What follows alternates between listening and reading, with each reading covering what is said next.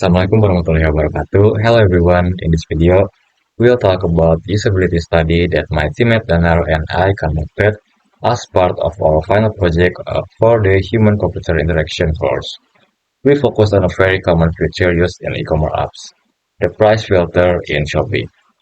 At first glance, this feature may look simple, but when we actually tested how users interacted with it, we discovered several usability problems that most people, including the developers, might not realize. To dig deeper, we used three main methods.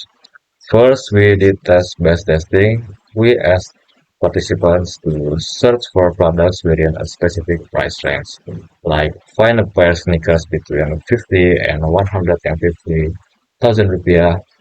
While doing that, we asked them to use the app just as they normally would. Next, we applied the think loud protocol. This means the users were encouraged to say everything they were thinking as they performed the test.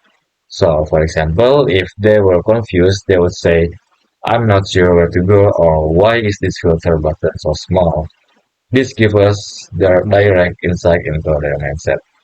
Lastly, we conducted semi-structured interviews to understand their opinions more deeply, especially about what confused them, what they expected to happen, and how they usually use Shopee. We also use the design thinking framework to analyze our findings. This approach includes five steps: empathize, define, ideate, prototype, and test. In our case, we focus mostly on the first three stages: empathizing with users, defining the key problems, and brainstorming potential improvement. Now let's talk about what we found. First, many users didn't even notice the filter icon at first. It's quite small and doesn't stand out visually.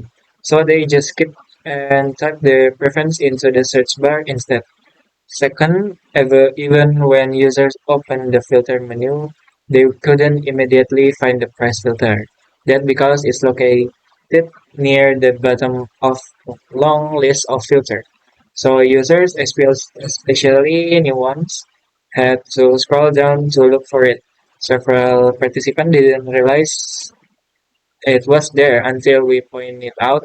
This show that the placement isn't intuitive, especially for something as essential as price. Third, there was no clear option to reset the filters. So if a user accidentally applied the wrong range, they had no quick way to remove it, which caused some frustration and even incorrect search results. We also found that some users didn't fully trust the filter feature.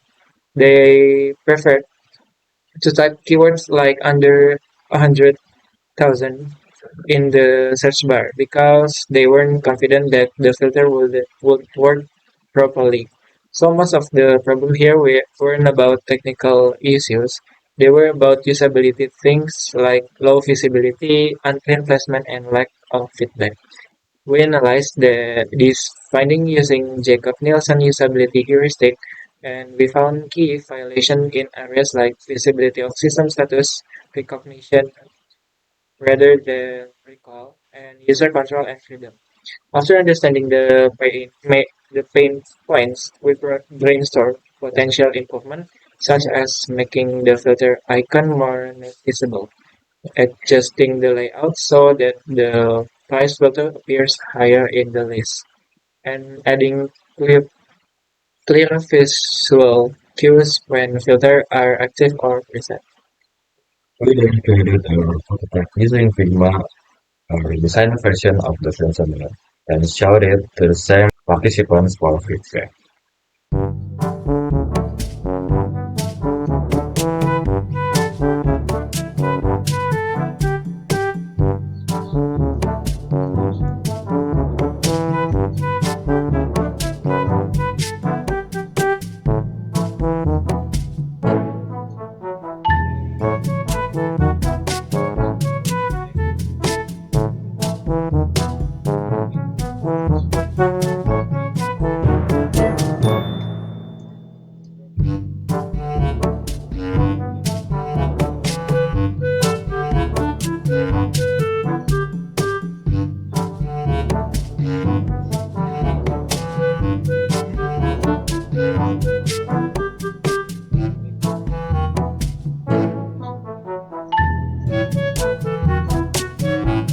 and the response was really positive.